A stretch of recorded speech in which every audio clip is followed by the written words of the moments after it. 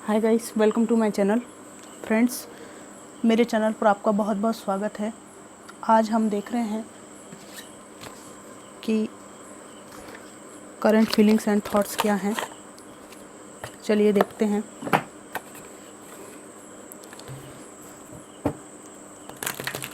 और बताइए फ्रेंड्स, क्या हाल चाल हैं, क्या चल रहा है, कैसे हैं आप सब लोग।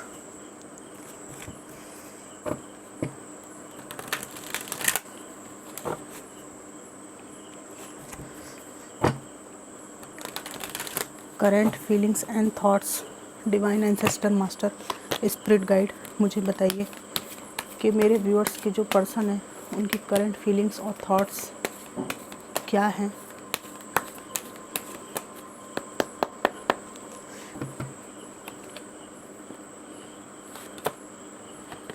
Page of wands,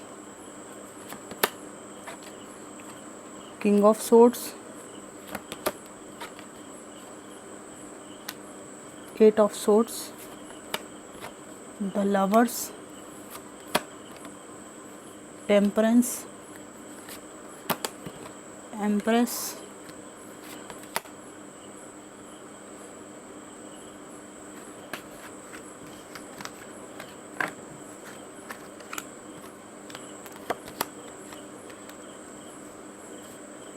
nine of pentacles, four of cups, page of pentacles.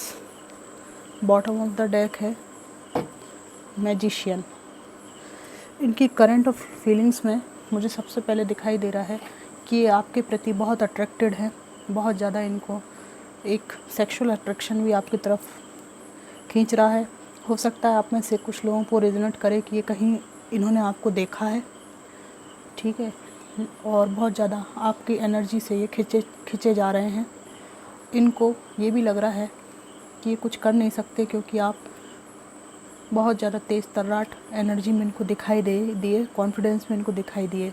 इनको ऐसा लगता है कि जहाँ पहले ये आपको इमोशंस में और बहुत सारी उलझनों में बांध कर रखते थे, वहीं आपने अब उस प्रेम के जो इन्होंने प्रेम का नाम पे जो भी मैनिपुलेशन किया, ठीक है, तो प्रेम होने के कारण आपने उन सब चीज़ों को बर्दाश्त किया। जैसा बंधन में इन्हें रखना चाहा वैसा आप रहे, लेकिन अब आपके जीवन में बैलेंस आ गया है, बहुत बैलेंस है आपकी ज़िंदगी में, ठीक है, और सेल्फ़ लव में आप डूबे हुए हैं और अपनी ज़िंदगी को बेहतर बनाने की तरफ आपका फोकस है, ठीक है। किसी भी प्रकार के लव ऑफ़र को एक्सेप्ट करने में आपकी रुचि नहीं है, इंक्लूडिंग दिस पर्सन, ठीक है। आपको किसी में रुचि नहीं है। ये इमोशंस में बहकर जो भी पास्ट में हुआ उन सब चीज़ों से आपका मन फट चुका है। बिल्कुल इनको लग रहा है कि आपका अपने जीवन को कैसे बनाएंगे आप, इस बात पे पूरा फोकस है। इन पर तो आपका ध्यान ही नहीं है। और जब भी ये आपसे अट्रैक्ट होकर आपकी तरफ आने की कोशिश करने की सोचते हैं तो इनको आपका ये रूप याद आ जाता है। इनको लग रहा है कि आप एक मैजिशियन की एनर्जी में हैं, ताकतवर हैं, समझदार हैं और आपने लक्ष्यों की तरफ केंद्रित हैं कि जीवन में आपको क्या करना चाहिए, ठीक है। और इनके रातों की नींदें उड़ी हुई हैं। ये कहीं से अपने को बाहर निकालने की कोशिश करना चाहते हैं। एक निराशा में डूबा हुआ व्यक्ति मुझे दिखाई दे रहा है जो कहीं से बाहर निकलने की कोशिश कर रहा है। ये जगह हो सकती है, कोई प्लेस हो सकता है जहाँ से बाहर निकलना चाहते हैं, या कोई ऐसी स्थिति हो सकती है, कोई सिचुएशन हो सकती है जहाँ ये स्टक महसूस कर रहे हैं।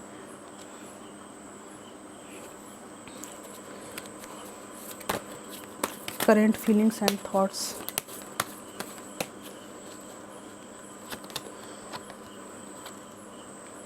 नाइट ऑफ कप्स,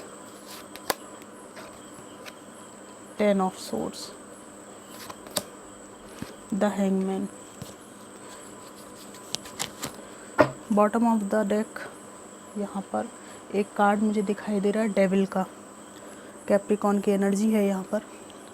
फ्रेंड्स, यहाँ पर एक ऐसी एनर्जी फील हो रही है कि बहुत ज़्यादा किसी के इन्फ्लुएंस में, किसी के नेगेटिविटी में ये बंधे हुए हैं। ये कोई पर्सन इनको बांधे रखे है या कोई थर्ड पार्टी सिचुएशन हो सकती है कुछ लोगों के लिए। तो ये बंधन महसूस करते हैं वहाँ पर। यहाँ पर इनको ऐसा फील हो रहा है कि क्या मैं वो फीलिंग दोबारा फील कर सकता हूँ जो मुझे अपने पर्सन के साथ फील होती थी। खोजता भी हूँ तो भी यहाँ पे नहीं मिलती, यहाँ पे मिलती नहीं वो सुख की अनुभूति। ये सोचने पर मजबूर है व्यक्ति, बिल्कुल हैंगमैन बने हुए हैं, उलझे हुए हैं। सोचने पे मजबूर है व्यक्ति कि क्या मैं वो सुख पा सका जिसके पीछे मैंने अच्छे से इंसान को खो दिया और छोड़कर भाग गया। तो जिस सुख के लिए मैं यहाँ आया था या आई थी, तो वो तो व्यूअर्स के पास था और मैंने वैल्यू नहीं की, फीलिंग्स को समय पर समझा नहीं, बेईमानी करता रहा, चीटिंग करता रहा और हमेशा बेहतर पर्सन की तलाश में इधर उधर भटकता रहा।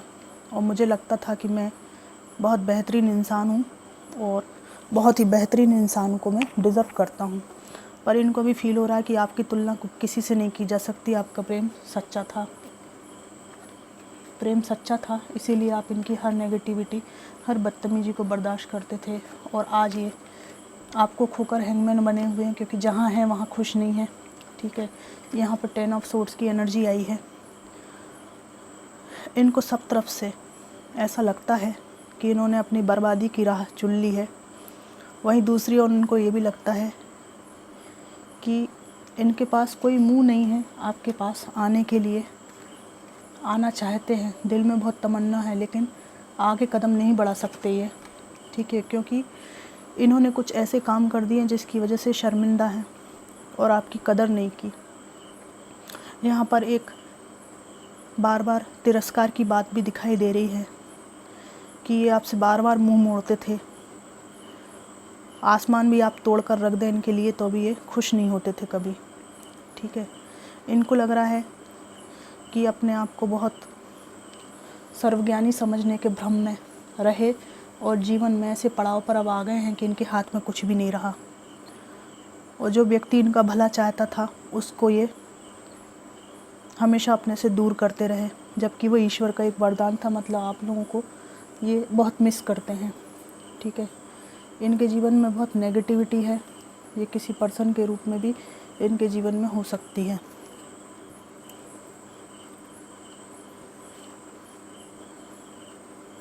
डेफिनेटली आपको लव ऑफ़र देना चाहते हैं, आपके साथ नई शुरुआत करना चाहते हैं, लेकिन आपकी तरफ से स्ट्रॉन्ग बाउंड्रीज़ इनको महसूस होती है, क्योंकि इन्होंने अच्छे इंसान को खो दिया और आज ये दो कश्ती के सवार हैं। इनको समझ में नहीं आता कि मैं कहाँ जाऊँ, क्या करूँ।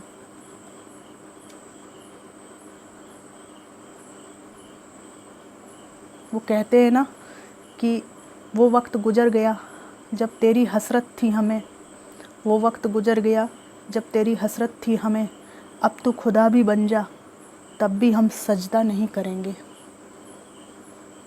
ऐसी आपकी तरफ से इनको फीलिंग आती है कि पहले तो आपने इनको खुदा बना के रखा, लेकिन इन्होंने उस वक्त की कदर नहीं की।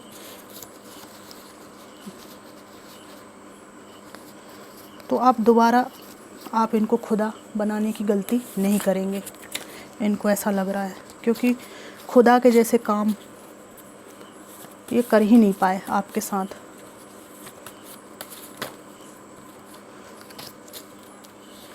यहाँ तक कि मुझे ऐसा लगता है कि खुदा की एक भी क्वालिटी इनके अंदर नहीं थी। ठीक है, तो इनको लगता है ये आपके डिज़र्विंग पर्सन थे ही नहीं शुरू से, वो तो आप ही थे जो इनको निभा रहे थे। I miss your touch.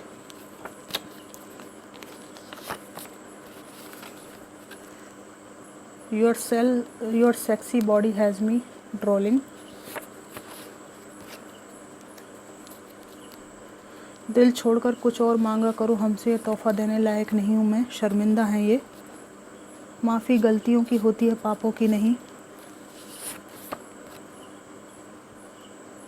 इनको ऐसा फील होता है कि इन्होंने कुछ बहुत गलत कर दिया है, क्योंकि गलतियों को तो आप माफ़ करते रहे और आपकी चुप्पी बता रही है कि अब जो इन्होंने किया है वो गलती नहीं है, वो पाप की श्रेणी में आता है, इनको खुद ही ऐसा फील हो रहा है। ठीक है,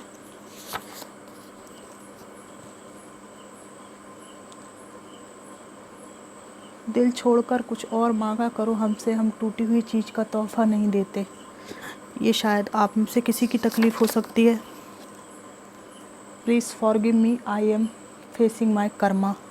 ये कह रहे हैं मुझे माफ़ कर दो, मैं अपने कर्मों का फल भुगत रहा हूँ या भुगत रही हूँ। मुझे उम्मीद है जीवन में कभी किसी मोड़ पर हम ज़रूर मिलेंगे। इस उम्मीद के साथ ही अपने आप को दिलासा दे रहे हैं। I want you in my life but I am afraid. मैं डरता हूँ। How I did it. मैंने ये कैसे कर दिया। हो सकता है ये आपके रहते हुए थर्ड पार्टीज़ के साथ घूमते रहे, उनको एंटरटेन करते रहे, या अपने परिवार को बहुत अधिक महत्व देते रहे, या XYZ जो भी इन्होंने किया है। और कुछ लोगों के साथ ऐसा भी है कि कोई बहुत ही ड्रास्टिक सिचुएशन हुई है, बहुत कुछ ट्रॉमेटिक एक्सपीरियंस आपको इन्होंने दे दिया है, जैसे घर ही घर में मैरिज कर लेना, पीठ पीछे मल्टीपल रिलेशनशिप्स का भांडाफोड़ आपके सामने हुआ है, जिसके आपको बहुत ट्रॉमा हुआ है। और इनको अब लग रहा है कि हाउ आई डिड इट, कि आपका इतना प्रगाढ़ विश्वास इन्होंने कैसे तोड़ दिया। तो फ्रेंड्स, ये थी इनकी करंट फीलिंग्स। रीडिंग आपको कितनी मैच करी, ये एक जनरल कलेक्टिव रीडिंग है। सभी बातें सभी को रेजोनेट नहीं करेंगी, जितनी रेजोनेट की उतनी ले लीजिए, बाकी छोड़ दीजिए। कैसी लगी ज़रूर बताइएगा। Thanks for watching.